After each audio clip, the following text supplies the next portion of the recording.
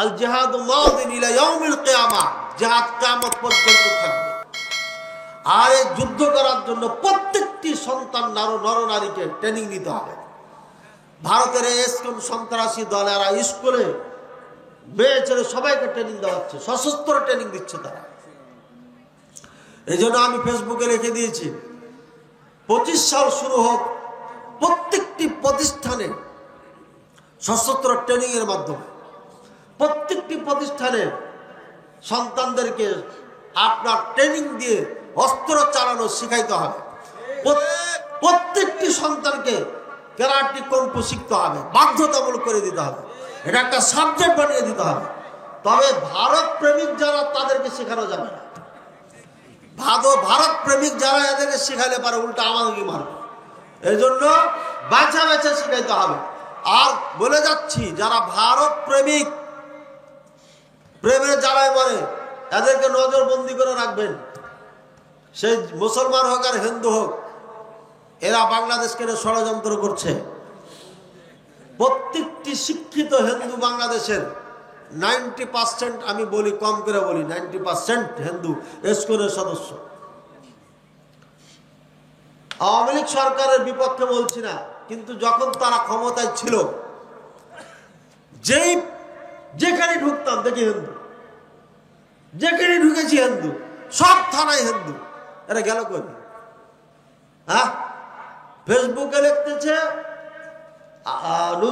আসিফ নজরুল ইসলাম, না আসিফ নজরুল ইসলাম, উনি যে উপদেষ্টা, উনি এক সময় নাকি বলেছিলেন যে 26 লক্ষ এখানে কাজ করে, 26 লক্ষ। এখন চাইছে 26 লক্ষ কই দেখাও। আমার প্রশ্ন হলো, এয়ারপোর্ট দিয়ে যে সৈনিকগুলো গেল বিনা টিকিটে, অস্ত্র শস্ত্র নিয়ে, পোশাক পরে, শত শত পুলিশ যে নাকি মিলিটারি যে গেল, এই সৈনিকগুলো বাংলাদেশি, তো বাংলাদেশি হলে এরা প্লেনে উঠে গেল কোন দেশে? যারা কারা ছিল যাত্রা বাড়িতে আমি নিজে শুনেছি, মা সালেকো, মা সালেকো, মা সালেকো মানে সালাকে মার। এই হিন্দি ভাষা, উর্দু ভাষা কথা বাংলাদেশিরা কয়। বোঝা যাচ্ছে 26 লক্ষ না থাকলে 26,000 ছিল। এখনো হিন্দুরা ঢোকার জন্য আবার ব্যবস্থা নিচ্ছে। মনে রাখেন, প্রত্যেকটি মুসলমান, আগে আমরা তীর ধনুক, আমরা ছোট যখন ছিলাম তীর ধনুক খেলতাম, পাখি মারতাম, তাক করতাম যে এটা এই যে ফড়িং একটা, এই যে পোকাটা আছে ওকে মারবো। এই তীর ধনুক সন্তানদেরকে বাঁশের বানাই দেন, এখন থেকে ট্রেনিং করেন, আপনারাও ট্রেনিং করেন। এটা তো আর নিষেধ নাই। বাঁশ দিয়ে তীর ধনুক তৈরি করেন, এটা দিয়ে পাখি শিকার করেন, এখন থেকে ট্রেনিং করেন। মুসলমান পরাজয় হয় নাই, কখনো হবে না ইনশাআল্লাহুল আজিজ। সময় আসবে, কথা বলবে ইনশাআল্লাহ। আল্লাহ তাআলা আমাদের তৌফিক দান করুন, আমিন। একজন পড়ে দিলে বেশি ভালো হয়, তাহলে তাড়াতাড়ি হবে।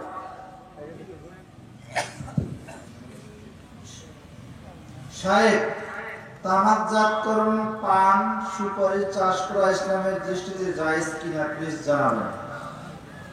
তামাক, জর্দা, গুল এগুলো একদম হারাম, কোনো দ্বিমত নেই। এর থেকে যা ইনকাম হবে সব হারাম।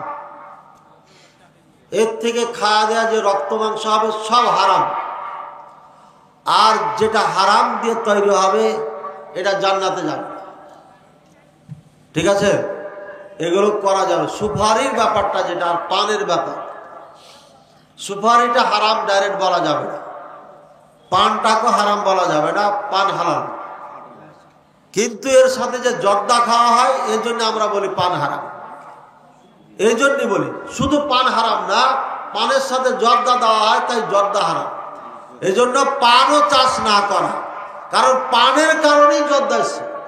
মিডল ইস্টে আমরা সৌদি আরবে ছিলাম, কোনো পান টান নাই, বাঙালি ছাড়া পান খাই না। তো ওদের কি চলে না? পানের এত উপকার থাকলে পুরা বিশ্বে পান ব্যবহার চাষ করতো, কিন্তু এই বাংলাদেশ ভারত ছাড়া পান চাষ কোথায় মনে হয় না, আমার জানা মতো হয়। জি, তারপর গত সপ্তাহে এক হিন্দু ছেলে ফেসবুকে মহান আল্লাহ তাআলাকে গালিগালাজ করে কিছু মন্তব্য করেন। এটি আমাদের পাশের এলাকায় হয়েছে। অনেকে খেপে গিয়ে ঝামেলা হয়েছে। মুসলিম হিসেবে এমন ঘটনা হলে কি করবেন? আল্লাহ রসুল মোহাম্মদ রাসূলুল্লাহ সাল্লাল্লাহু আলাইহি ওয়াসাল্লামকে কেউ যদি গালি দেয়, ইসলামী আইনে তাকে যে কেউ হত্যা করে দিবে, আর বিচার হবে না। আল্লাহ রাসূল সাল্লাল্লাহু আলাইহি ওয়াসাল্লামকে গালি দিলে পারে, আল্লাহকে গালি দিলে পারে, ওর কোনো বিচার নাই, যে কেউ তাকে হত্যা করবে। এটা ইসলামী আইনের কথা বলছেন, কথা বলছেন। আর যদি তওবা করে, যে তওবা করে নিয়েছে আমি ভুল হয়ে গেছে, তাও তাকে ছাড়া যাবে না, তাকে হত্যা করতে হবে। আল্লাহ রসুলকে নিয়ে কথা বললে পারে, এটা এমন মারাত্মক। পৃথিবীর যে কোনো পাপ থেকে তওবা করলে ওকে ক্ষমা করবে ইসলামী আইনে, কিন্তু আল্লাহ রসুলকে গালি দিলে পারে তার ক্ষমা নাই, তাকে হত্যা করতেই হবে। আর কেউ যদি হত্যা করে দেয়, ইসলামের আইনে তার বিচার হবে না। এখন বাংলাদেশে যদি এমন কেউ করে, তাহলে কি করবেন? হত্যা করতে পারলে, হত্যা করলে তো আপনাকে হত্যা করবে। এটা গণতন্ত্র আইন, ব্রিটিশদের রেখে যাওয়া আইন, এটা ইসলাম চলে না। তাহলে আর পা বেঁধে লটকাই দিবেন, পা বেঁধে লটকাই আর জুত মতো পিটাইবেন, যত পারেন পিটাইবেন। আমি এটা বলে দিয়ে গেলাম, না হলে আল্লাহর কাছে ধরা খেয়ে, বুঝছেন? পিটতে পিটতে মেরে ফেলে দিলে বড় বিচার আল্লাহর কাছে হবে না, দুনিয়াতে আপনার বিচার হতে পারে। একে মাফ করা যাবে না, শুনলে পরে জিভ চেনা ছিঁড়ে ফেলে দিতে হবে, কোনো ক্ষমা করা যাবে না। বাংলাদেশে 90% মুসলমানের দেশে সাহস পাই কেমন? কাপুরুষ মুসলমান কোথাকার চোখের সামনে মুসলমানকে জবাই করছে। এত এই মুসলমানের দেশে একটা লয়ারকে হত্যা করে দিচ্ছে, এত সাহস পায় কোথায় এই মামুর বাচ্চারা? কে সাহস দিয়েছে এত? কাপুরুষ কোথাকার মুসলমান, যে মুসলমানকে দেখে গোটা বিশ্ব কেঁপেছে। 30,000 সৈনিক, 3 লক্ষ সৈনিককে পরাজয় করে ইরান জয় করেছে, পারস্য দেশ জয় করেছে। এই কাপুরুষ হয়ে গেলেন কেমনে আপনার? আজকে চোখ রাঙ্গা কথা গাই, চোখ রাঙ্গার কথা বলার পিছনে একটাই কারণ, আমাদের যারা নেতা এরা হচ্ছে পাশ্চাত্যের গোলাম। এই গোলামেরা তাদের কথা শুনে আমাদেরকে হাত পা লড়াইতে দেয় না। খুলনায় এক মৌলভী সাহেব ঘোড়া কিনছিল, তাই আমাকে জঙ্গি বানিয়ে থানায় নিয়ে এসেছিল। বলছে, না ভাই, আমি তো এমনি কিনেছি, এটা আমি জঙ্গি টঙ্গি না। আরে ঘোড়াই উঠতে দিবে না, এমন অবস্থা। এই জন্য আমরা আজকে একদম হাত খালি। আরে ক্যারাটিও জানি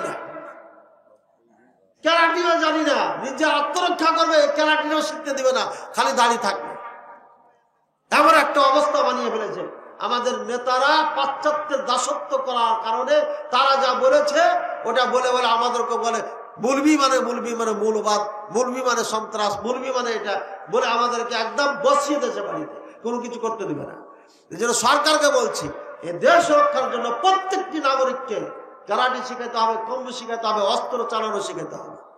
জি, জানাজার নামাজে সানা আছে কিনা? জানাজার নামাজে সানা নাই, পৃথিবীর কোন কেতাবে নেই। কেতাব বলা ঠিক হবে। পৃথিবীতে, আসমানের নিচে, জমিনের উপরে কোথাও কোরআনে নাই, কোথাও বিশুদ্ধ হাদিসও নাই। একটা হাদিস দেখাই দিবেন, হানাফি হয়ে চলে যাবে। সানা পড়ার ব্যাপারে কোথাও একটি বিশুদ্ধ দলিল আপনার নেই। আইলো কোথেকে সানা আইলো কোথেকে এটা জানতে হবে না। সানা নিয়ে ঝগড়া। সানা মানে আমাদের এলাকায় আবার বলে আলু ভর্তাকে, ভর্তা আছে না, বেগুন ভর্তা, আলু ভর্তা, এলাকায় সানা বলে। এই সানা নিয়ে ঝগড়া। বলছে 5 ওয়াক্ত সালাতে, নফল সালাতে সানা বলি না, সুবহানাকা বলি, আল্লাহু বাইদ বলি। তাহলে পরে জানাজা নামাজে বলতে হবে কিনা? একদল বলছে বলতে হবে, একদল বলছে বলতে হবে না। যে বলছে বলতে হবে, ওরা ওটা ধরে নিয়েছে, ফাতিহা কি বাদ দিয়ে দিয়েছে। যেটা নিয়ে কোনো ঝগড়া নাই ওটা বাদ, যেটা নিয়ে ঝগড়া ওটা ধরে নিয়েছে। বুখারীতে স্পষ্ট হাদিস, ইবনে আব্বাস রাদিয়াল্লাহু তাআলা আনহুমা জানাজার সালাতে সূরা ফাতিহা পড়েছেন। আজও মক্কা মদিনা গোটা আরব দেশে সূরা ফাতিহা পড়ে, বলেন সুবহানাল্লাহ। ওই সবাই সূরা ফাতিহা সবাই পড়তো, কুফার মানুষেরা পড়তো না। যেখান থেকে শিয়াদের জন্ম হয়েছে, ওখান থেকে ধার করে নিয়েছে আমাদের ভাইয়েরা। এটা হাদিস পরিপন্থী ফতোয়া। জি, দ্বিতীয় সালাতে 2 রাকাতের পর বৈঠক আছে কিনা? জি না, নাই। ছাত্রবাসী এটা নিয়ে মুনাজারা হয়েছে আমার সাথে। জীবনে যে কত মুনাজারা করলাম আর কত মুফতিকে যে আমি কান ধরেছি আল্লাহ ভালো যায়। মদিনাতে বসে মুফতিকে কান ধরেছি, বিশাল গন্ডগোল লাগিয়ে দিয়েছে। ভাইয়ের আমার, বেতুর সালাতে 2 রাকাত পরে যে বৈঠক আছে পৃথিবীতে কোন বিশুদ্ধ হাদিস দ্বারা প্রমাণিত না। এটা তৈরি করা বৈঠক আছে কত? ডাইরেক্ট 3 রাকাত পড়ে একবার লাস্টে, 3 রাকাত পড়ার 2টা নিয়ম, একবার লাস্টে বৈঠক একবারই, অথবা 2 রাকাত পড়ে বসে তাশাহুদ টাশাহুদ সব পড়ে সালাম ফিরে দিয়ে আবার নতুন করে আরেক রাকাত পড়বেন, এটা বেটার সব থেকে। আর দ্বিতীয় নিয়ম হচ্ছে টানা 3 রাকাত পড়ে লাস্টে বসবে, 5 রাকাত পড়লে লাস্টে, 7 রাকাত পড়লে লাস্টে, 9 রাকাত পড়লে 8 রাকাত পড়ে বসবে, তাশাহুদ পড়বে, পড়ার পরে আবার উঠে আরেক রাকাত পড়ে তাশাহুদ টাশাহুদ পড়ে সালাম ফিরবে। 9 রাকাতের ক্ষেত্রে এই নিয়মটা আছে, 8-এর পরে বসতে হবে। এই হুজুর করেছে কি, বিশাল বড় মাদ্রাসা থেকে ফতোয়া লিখে নিয়ে এসছে, ওইখানে এই হাদিসের টুকরাটাকে নিয়ে বসিয়ে দিয়েছে 3 রাকাত। আমি তখন ওটাকে কলম দিয়ে কেটে দিয়েছি, যেটা মিথ্যাচার ধোঁকাবাজি করেছে। ফতোয়া কেন কেটে দিলাম? এত বড় মাদ্রাসার, তাই মুনাজারা হয়নি। বুঝেছেন? পৃথিবীতে কোথাও দলিল নাই। একটা কাজ উল্টা করে, এখানে আরেকটা উল্টা কাজ করে। কোন মুফতি বলছিল না যে আমাদের সালাত যদি জাল প্রমাণ করে দিতে পারে, আমার মায়ের বেটা থাকে, তাহলে আসুক। মায়ের বেটা আছি আমি, তোমার নামাজে জাল কয়টা আছে আমি দেখাবো ইনশাআল্লাহ। এই বেতের নামাজে একটা জাল বৈঠক বানাইছো তোমরা, আর একটা উল্টা তাকবীর দেয়। আমরা কুনুত পড়ার জন্য উল্টা তাকবীর দেয় না, এটাও জাল। একটা দলিল দিবা, তোমার 14 গোষ্ঠীকে চ্যালেঞ্জ করে গেলাম বেটা। ঠিক আছে? মহিলাদের ফরজ সালাতে ইকামত আছে কিনা? নারীদের ফরজ নফল কোন নামাজে আজানও নাই, একামতও নাই। এটা তো গায়েবান্ধাতে ফতোয়া দিয়ে গেছি গোবিন্দগঞ্জ। একজন বড় শায়েখ আবার বলছেন এটা তো নতুন কথা। এখন না, নতুন না, এটাই পুরাতন। মহিলাদের আজানও নাই, একামতও নাই। বুঝেছেন কথা? এটাই মাসালা, এটাই ফতোয়া। ইবনে বাজ রাহিমাহুল্লাহ ফতোয়া খুলে দেখবেন, এটাই লিখে দিয়েছে। হাদিসে তো নাই, কোরআনে তো নাই একামতের, হাদিসও নেই যে নারীরা একামত দিতেন। তবে হাদিসে আছে নারীরা আজান দিতেন। বুঝছেন? ইমাম বুখারীর ওস্তাদ মুসান্নাফ ইবনে আবি শাইবা যে কেতাবের নাভির নিচে হাত বাঁধার হাদিস দলিল দেয়, দেয়া বলে বুখারীর ওস্তাদের কেতাবে আছে। এটা লা মাযহাবিরা মানে না। ভাই, আমাদেরকে আল্লাহ মাযহাবি বলেন না, মাযহাব আমাদের আছে। মাযহাব আমাদের কি? ইসলাম। মাযহাব যাদের নাই, ইসলাম যারা মানে না, তারা মানে না। কাজে এটা গালে হাত দিয়ে তো বলছে যে আপনার কি বলছিলাম? হ্যাঁ, মুসান্নাফ ইবনে আবি শাইবাতে মা আয়েশা রাদিয়াল্লাহু তাআলা আনহা থেকে একটা হাদিস আছে, মহিলা আজান ইকামত দিতেন। আর হাদিসও জাল, এই মওদু হাদিস, এটা জাল, এটা আমল কখনো ছিল না, নাই। মুসান্নাফ ইবনে আবি শাইবা রাহিমাহুল্লাহ, আবু বকর রাহিমাহুল্লাহ, উনি করেছেন কি, যা পেয়েছে সব লিখেছে, যা পেয়েছে সব লিখেছে, ভালো লিখেছে, খারাপও লিখেছে। ওই বই থেকে দলিল দিলে পারে, গবেষণা করে দলিল দিতে হবে, জেনে সেটা দেওয়া যাবে না। আর জেনে সেটা দিলে পারে প্রথম বলবেন যে ইমাম বুখারীর ওস্তাদের কিতাবে মহিলারা আজান ইকামত আছে, তোমার স্ত্রীকে আমার মসজিদের মুয়াজ্জিন রেখে দাও, বেতন যা দিবে তাই দিবে। বুঝলেন না কথা? যদি ওটা ওস্তাদের কিতাবে এত মূল্য হয়ে যায়, তাহলে তোমার বউকে আমার মসজিদের মুয়াজ্জিন রাখো, বেতন যা নিবে তাই দিবে, সমস্যা। বুঝেছেন কথা? কাজী বইয়ে থাকলে পারে, ওস্তাদের বইয়ে থাকলে মানতে হবে, এটা নয়। বরঞ্চ হাদিসকে যাচাই বাছাই করে নির্ণয় করে নিতে হবে। আর এটা ওলামায়ে কেরাম করে দিয়ে গেছেন। আপনার ওখানে যাওয়ার দরকার নাই। বুখারী দেখেন, কোরআনের পরে বুখারী দেখেন, পালেন না মুসলিম দেখেন, এই 2 কিতাবে সব পেয়ে যাবেন। তবে কয় তাকবীরে পড়বেন এটা পাবেন না। আবু দাউদে যান, তিরমিজিতে যান, ওগুলোতে পাবেন। যেটা পাবেন না ওটা ওদিক থেকে নেন।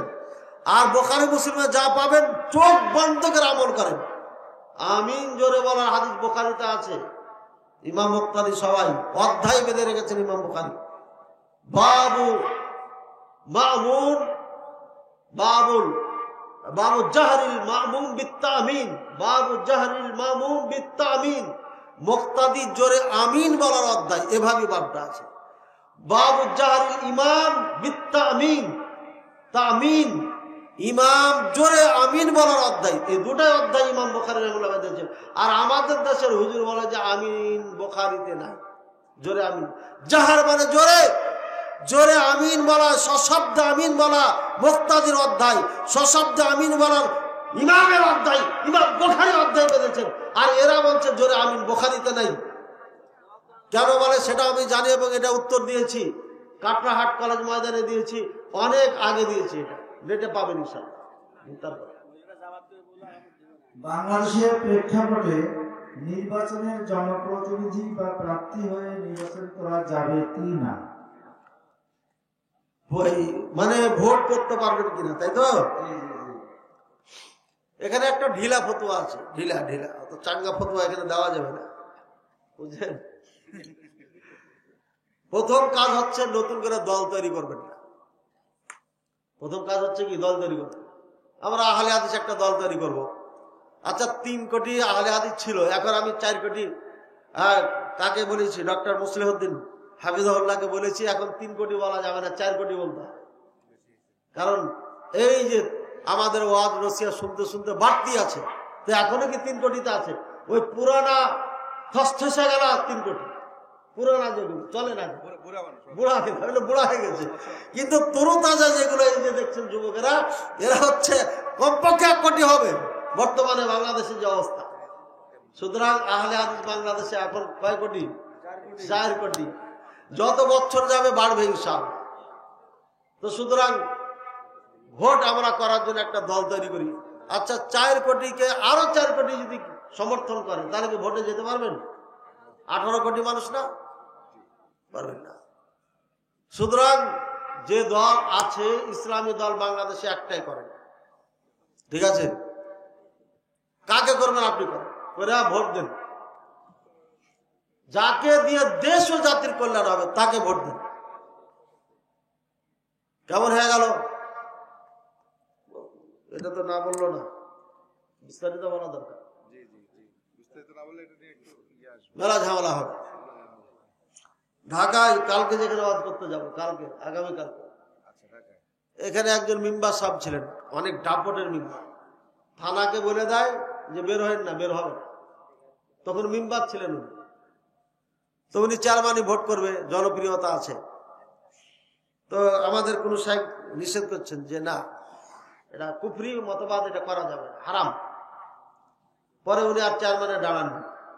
তো মাহফিল করতে যায় আমার সাথে এই নিয়ে ডিসকাস করলেন উনি। তাই আমি বললাম যে চেয়ারম্যানে পাস করবেন আপনি? হ্যাঁ 100। আমি যদি 100ই আপনার পাস করার আশঙ্কা থাকে, আশা থাকে, তাহলে আপনি ভোটে দাঁড়ান। তবে এটা কুফরি মতবাদ, এটা হচ্ছে কাফেরদের মতবাদ। এই মতবাদ যারা বিশ্বাস করবে তারা কাফের। কথা বলছেন? বিশ্বাস করা যাবে না, এটা জঘন্য একটা পায়খানার থেকেই দুর্গন্ধ। এটা এখন এই গেটের সামনে পায়খানা ছিটে গেছে, আমার আওয়াজ শুনে মন টন খারাপ করে। এখন আমাকে পার হতে হবে, এছাড়া কোনো রাস্তা নাই। পার হতে হবে না, হবে না? পায়খানা সাফ করে পার হবে না, কোনো রকম লাফাই লুফাই পার হতে হবে। ওই লাফাই লাফাই পার হতে হবে। এই লাফাই লাফাই একটা ভালো নেতাকে নির্ণয় করে ভোট দিতে হবে, খুব ঘৃণার সাথে।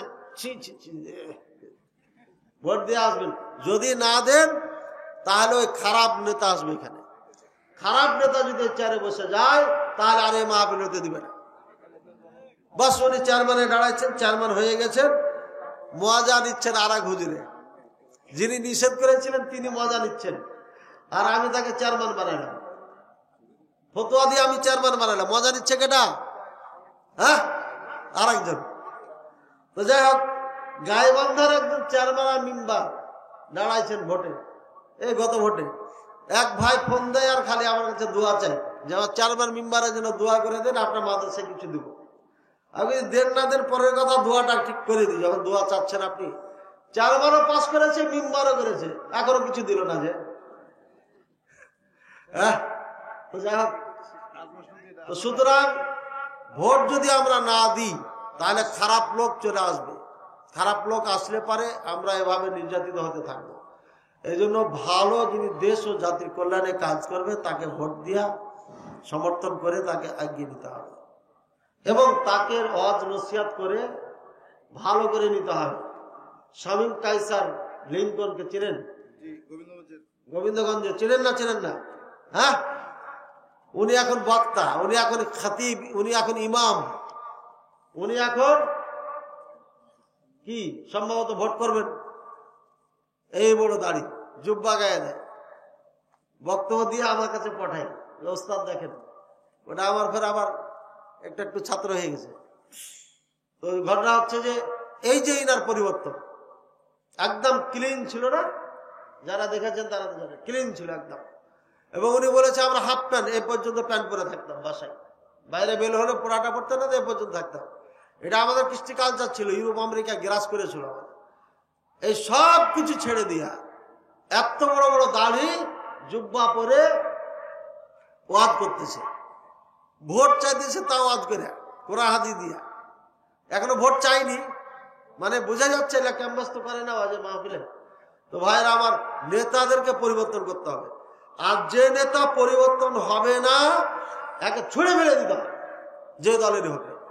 যে নেতা পরিবর্তন হবে না, এর জন্য দোয়া করতে হবে।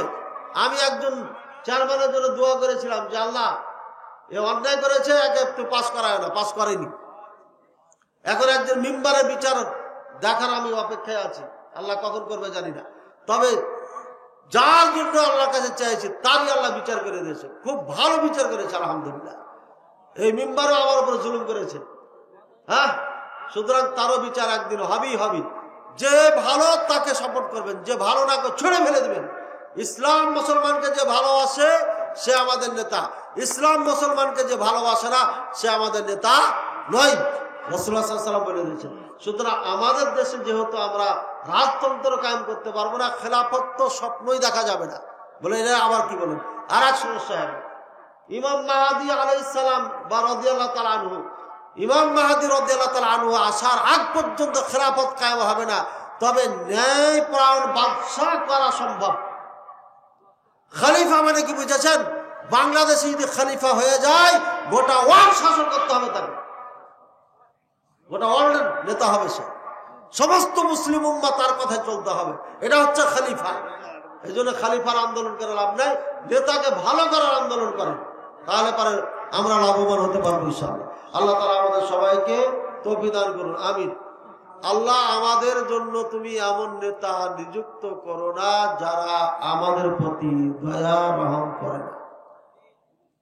আল্লাহ তুমি আমাদের জন্য এমন নেতা নিযুক্ত করো যারা আমাদের প্রতি দয়া করবে, রহম করবে। আর কোনো প্রশ্ন নেই তো? হ্যাঁ, সব থেকে আনন্দের বিষয় যে ভাইয়েরা কষ্ট করে এই বিশাল আয়োজন করেছে।